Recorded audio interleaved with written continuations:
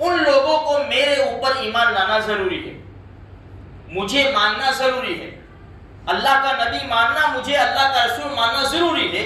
اگر وہ نہیں مانیں گے تو وہ حق پر نہیں ہے۔ اس لیے اللہ کے رسول صلی اللہ علیہ وسلم معاذ رضی اللہ تعالیٰ سے فرمایا سب سے پہلے اس بات کی دعوت دینا کہ اللہ کے سوا کوئی معبود نہیں اور محمد صلی اللہ علیہ وسلم اللہ کے رسول ہے۔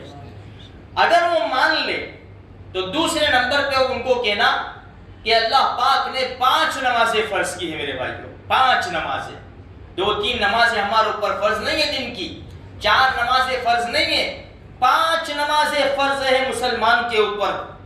ان سے کہنا 5 نمازیں اللہ نے فرض کی ہے، وہ بھی مان لے تو پھر ان سے کہنا کہ مالدار مسلمانوں کے اوپر اللہ نے زکوٰۃ فرض کی ہے کہ مالداروں سے مال لیا جائے گا اور غریبوں کو دیا جائے گا۔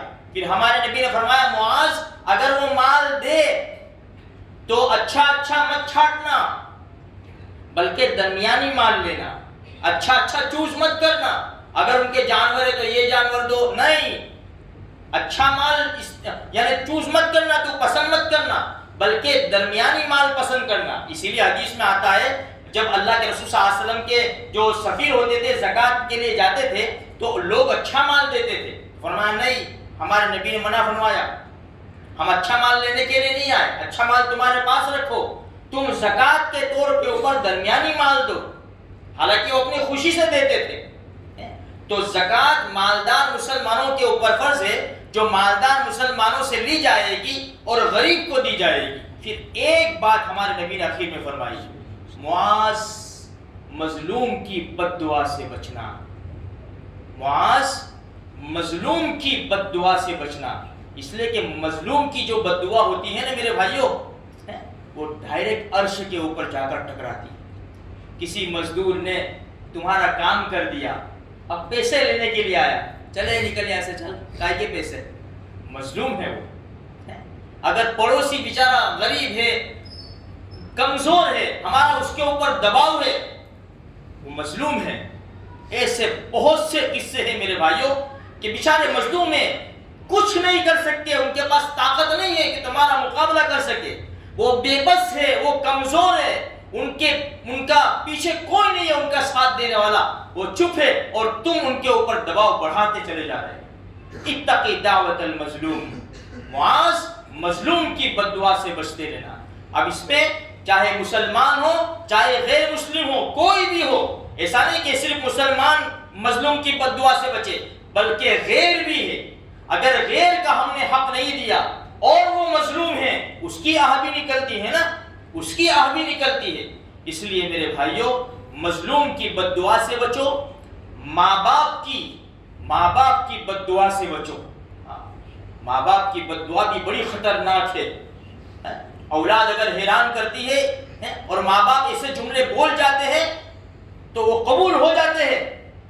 اسی لیے ماں باپ سے بھی عاجزانہ گزارش ہے، اپنی اولاد کو ویل فیل نہ بولے، اپنی اولاد کو ایسے جملے نہ بولے کہ ہمیں تکلیف ہو جائے گی۔ آج ہمارے معاشرے میں جو الفاظ بولتے ہیں نا، عورتوں کو پتہ بھی نہیں چلتا کہ میں کیا بول رہی ہوں، جانے میت پڑے، پتہ نہیں عورت کو کہ میں کیا بول رہی ہوں۔